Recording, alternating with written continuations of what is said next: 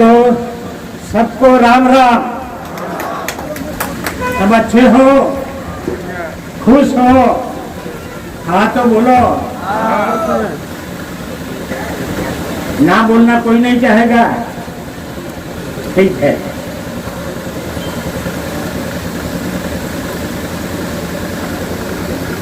दावा पंचायत इस कार्यक्रम में मंच पर उपस्थित राज्य सरकार के स्वास्थ्य एवं कल्याण मंत्री श्री प्रभुदास चौधरी जी, कमिश्नर श्री, कलेक्टर श्री, आप सब उपस्थित भाइयों बहनों और माताओं, बच्चे लोग इधर नहीं पीछे दिखाई देते हैं। पहले तो यहाँ आकर मेरे को खूब खुशी मिली है, खूब खुशी मिली है। ऐसे मैं भी ट्राइबल हूँ, आदिवासी हूँ, मगर भगवान की कृपा से मैं अभी राज्यपाल बना।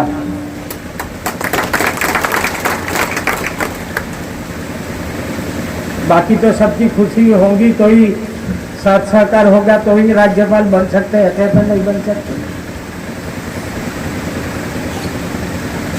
और मैंने ब्यौरा का शुरुआत करने का जब भी विचार किया तो मैंने सोचा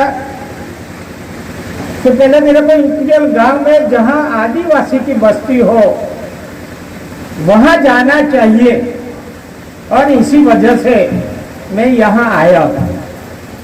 बाद में मेरे को मालूम पड़ा कि तो मुख्यमंत्री का विस्तार है, तो और भी खुशी हुई। और यह काम देखा, आदिवासी एरिया में इतना अच्छा काम। यह बताया ना कि 1,68,00,000 रुपया का रोड और ब्रिज बना है। रोड तो अभी पक्का बनने का देरी है, मगर ब्रिज बहुत अच्छा हो गया। वहां के लोग जो है उसका कितना आशीर्वाद बनाने वाले को मिलेगा मालूम है। जब भी बाढ़ आती है तभी बच्चे लोग को स्कूल जाना हो, अगर बीमार हो तो उसको ले जाना चाहिए, कैसे जाए। अगर कोई माता बहन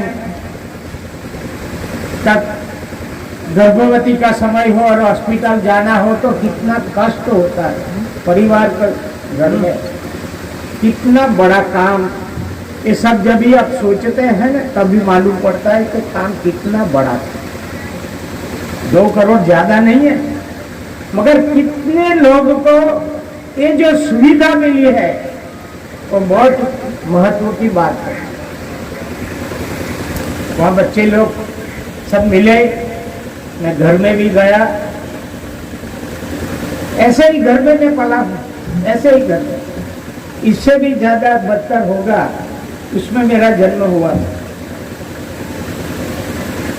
बहुत साल मैंने कच्चे घर में बिताए हैं, इसलिए कभी बोलते नहीं जोड़ा है पहनने वाला, वो जोड़ा चुभता है तो दूसरे को मालूम नहीं पड़ता, खुद को मालूम पड़ता है कि पैर में कितना दर्द होता है। ऐसे परिवार में कितने ऐसे दुख आए होंगे, मगर सहन करे। अभी ऐसा समय आया है कि उसको सुविधा मिलने शुरू हो गई। तो पुरानी बात भूल नहीं जाना चाहिए, और जिसने दिया है उसका तो कर्म तो होता है। ऐसे बैठे हैं तो उनका धर्म भी होता है, काम करना चाहिए, मगर अपने को भूल भी नहीं जाना चाहिए।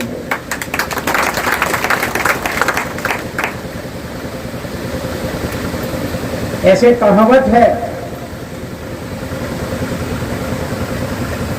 मरी है ना, मरी मफत में मिलता है तो तीखा नहीं लगता है। हमारे गुजराती में कहावत है, मुफ्त में मिलता है तो मरी तो ऐसा तीखा आता ही है। बिना पैसे ले ऐसा मुफ्त में आओ और पैसा खर्चा करके लो, उसका तो गुण है तीखा, वो रहता ही है। सभी लोग ऐसा भी समझना चाहिए कि अपने को जो मिला है और बहुत अच्छा है, मगर दूसरे को भी मिले उसकी भी सोच रखनी चाहिए।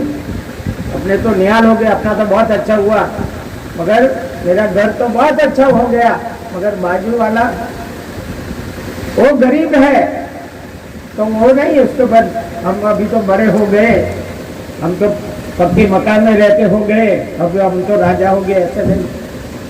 उसका भी कैसे घर बने, उसको कैसे मदद की जाए, ये भी ध्यान रखें।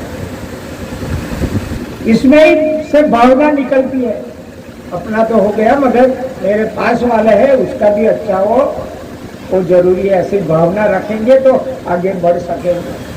मेरे सभी ऐसे, सभी यहाँ तो आदिवासी भी है, सब लोग हैं, थोड़ा बहुत एजुकेशन की भी बात मेरे को करनी है। असल जो पुराने लोग हो गए, बच्चे और बच्ची यानी लड़का और लड़की में कोई भी माँ बाप अंतर मत करे। लड़की के लिए बोला जाता है लड़की दो घर काटती है, अपना घर और ससुराल का घर। सभी जानते हुए परिवार जब खाना खाने बैठते हैं तो लड़का जो है उसको बहुत अच्छा खिला के वो बड़ा होकर अपने को मदद करेगा, अच्छी नौकरी मिलेगी तो अपने को ज्यादा पैसा मिलेगा। और लड़की के लिए वो तो चली जाने वाली है, 20-25 साल के दूसरे घर चली जाएगी, इसलिए उस पर ध्यान नहीं देते। और सबको ऐसा लगता है हमको लड़का चाहिए, लड़का चाहिए, लड़की के पर प्रेम भाव नहीं, ऐसा नहीं होना चाहिए। हर एक परिवार को मैं बोलता हूं 25 साल तक बच्ची अपने घर रहती है, 22 साल तक घर रहती है, दूसरे घर जाना है तो सबको छोड़ के वो जाती है। कोई लड़की ने बाप पर ऐसा कोई केस किया कि मेरे को ये मिल्कत में मेरे को भाग दे दो, मेरा भाई कोई नहीं मेरे को भी देना चाहिए, ऐसा लड़की ने कभी नहीं किया होगा। और माँ बाप ये सब सोचते हुए ऐसा है कि लड़की को पढ़ के क्या करेंगे। अभी आप देखो तो अहल्या करके एक चैनल में एक स्टोरी चल रही है, और अहल्या के वजह से आज लड़की को कितना पढ़ना में प्रोत्साहित करने होता है। और मोदी साहब जब पहले गुजरात में मुख्यमंत्री बन के आए तभी पहला ये कदम उठाया कि लड़की को कैसे पढ़ाया जाए और उनकी क्या क्या योजना बनाई जाए। कन्या केरवणी महोत्सव करके शुरू किया, प्रवेश उत्सव करके शुरुआत किया। 5.5, 7, 6 साल के बच्चे हो तो सबको मिलाकर ढोल पीट कर सबको गाड़ी में बिठाकर वो ले जाते थे और शाला में प्रवेश देते थे। और बच्चे लोग को चॉकलेट, स्लेट, किताबें उसको भेंट देते थे, क्योंकि बच्चे को प्रोत्साहन मिले। हम देखते थे कभी 50 लड़के हो तो 50-51 ऐसी लड़की भी को प्रोत्साहन मिलता था इस योजना की वजह से, कि प्रवेशों की वजह से। यानी लड़की के साथ कंपटीशन में लड़की भी रहती थी, ऐसा गुजरात का माहौल बन गया। इसलिए सभी माँ बाप को बोलता हूँ कि अंतर मत कीजिए, क्योंकि लड़की पढ़ी नहीं हो तो आज के लड़के तो देखो वो खुद पढ़े नहीं है, पर उसको पत्नी चाहिए पढ़ी हुई। क्योंकि भाई तू तो पढ़ा नहीं और तू कैसे चाहता है कि मेरे को पढ़ी हुई लड़की चाहिए, तो कि थोड़ा समाज में जाए तो वट पढ़ा। अरे क्या वट, तू तो ऐसा पढ़ा नहीं है। तो ऐसे जमाने में अपनी लड़की को सहन नहीं करना पड़े वो भी ऊंचा मस्तक रखे कि मेरे बाप बाप ने इतना पढ़ाया है और ये पढ़ाई तेज हुई है, उसके जो संस्कार मिले हैं वो मैं ससुराल में जाकर वो परिवार को भी आगे बढ़ाऊंगी, ऐसी भावना इस योजना के साथ है। तो ये इतना ध्यान रखें। सरकारी योजना बहुत है, जो युवा मित्र है यह समझे, अपने अच्छे हैं, अपने जानते हैं, सरकार को जानते हैं, योजना जानते हैं, तो अपने आसपास योजना का लाभ कैसे किया जाए, कैसे दिलवाया जाए। या कोई सभी पॉलिटिक्स पार्टी के भी सब लोग हैं, मैं सबको बताता हूँ, सबको अपने दिमाग में पार्टी की बात छोड़ो, मगर कैसे गरीब लोग को, कैसे पिछड़े हुए लोग को मदद की जाए। अपना तो जीवन है ही भैया, अपने तो आगे बढ़े हैं, मगर अपनी मदद से कितना ये समाज को बिछड़ा हुआ समाज को साथ लेकर उसको प्रगति के रास्ते पर ले जा सके, ऐसा प्रयत्न सभी को करना चाहिए। दिखावा मत, कोई पढ़ा हुआ लड़का है तो मोहल्ले में जाकर, कितने लड़के ऐसे हो जो पढ़ते हैं, ट्यूशन क्लास के पैसा नहीं है तो उसको बिठा कर, चलो भाई मेरा पर समय है, 1 घंटा निकाल कर इस अपने बच्चे को पढ़ाऊंगा मैं, ये भी काम है। कई वृद्ध है माता पिता, सरकार की योजना है, इसको इतना पैसा मिल जाता है, कोई परिवार में कोई बच्चे नहीं, कमाने वाले है नहीं, तो उसको भी ये योजना है, केंद्र की योजना है, राज्य की योजना है, तो उसका फॉर्म भर के कैसे उसको भी मदद की जाए, ये करना चाहिए।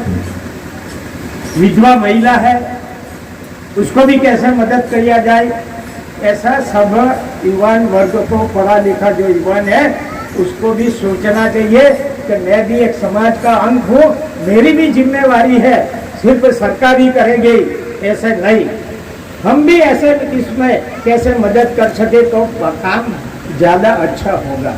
कई लोगों को सरकार की योजना मालूम नहीं है, गांव में जाओ, ऐसा मंत्री है अपने प्रभुदास जी, इनका भी सहकार लो और वहाँ का जो समाज है उसको कैसे सुविधा दी जाए। सरकार की बहुत योजना होती है मगर सबको ये मालूम नहीं होता, तो मालूम करने की भी जिम्मेदारी है आपकी, उसके साथ लेना, उसका भी अच्छा करना, ये अपनी सब जवाबदारी है। बहुत अच्छे घर बने हैं, कोई ने अपना भी पैसा डाला है, बढ़िया घर बना है, उसमें जो बच्चे रहते हैं बच्चे को भी अच्छी तरह वो पढ़े, बाहर जाके भी पढ़े, अपना बच्चा अपने ही स्कूल में यहाँ पढ़ेगा तो उसको टैलेंट बना होशियार बनाना है। अभी मैंने बताया ना, उन्होंने प्रभुदास जी ने बताया, एक लड़की सिनौर जाने वाली है पढ़ने के लिए, बच्ची छोटी है मगर उसने कर दिया कि मैं बाहर जाऊंगी, तो माँ बाप को ये भी सोचना होगा कि बच्चे बाहर जाने तक पढ़े और सरकार की योजना लाभ और जीवन में आगे बढ़े, ये अपना बच्चे के लिए